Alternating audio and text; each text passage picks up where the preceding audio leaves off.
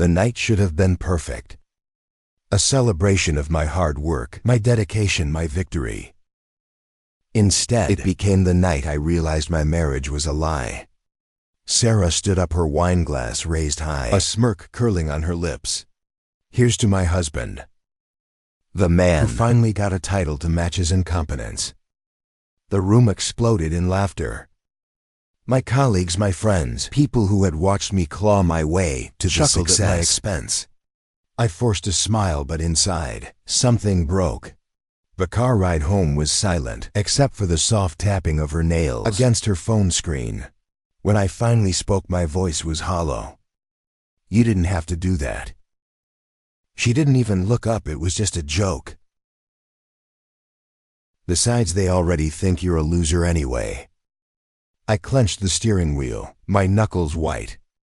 The woman I had loved, the woman I had built a life with, had just stripped me bare in front of everyone. And she didn't even care. That night, alone in my home office, drowning in whiskey, my phone buzzed. A message from an unknown number. Can't wait to see you tomorrow, loser. I stared at the screen, my pulse thundering in my ears.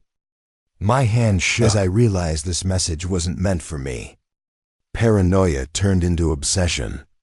I started noticing things. The late-night phone calls, the sudden work trips, the way she'd lock the bathroom door, her messages. I told myself I was imagining things, that I was just hurt. Until I wasn't. One night she left for her usual yoga class. But I didn't go home, I followed her. A dimly lit cafe. A cozy corner booth.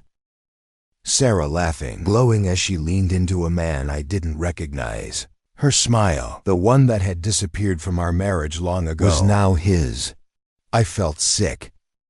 But I didn't confront her. Not yet. Instead, I planned. I scoured our finances and found hidden transactions. Money funneled into an account under her name. I hired a private investigator, and what he uncovered made my blood run cold. Sarah wasn't just cheating.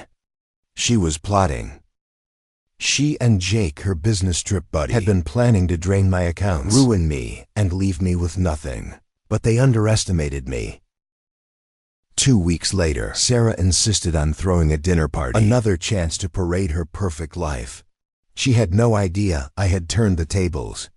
As the night wore on, I clinked my glass, mirroring the moment she had humiliated me.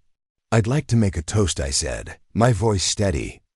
To my wife, Sarah, for her dedication and creativity. Then I pressed play.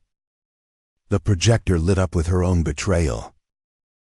Video footage of her and their whispers, their plans to strip me of everything.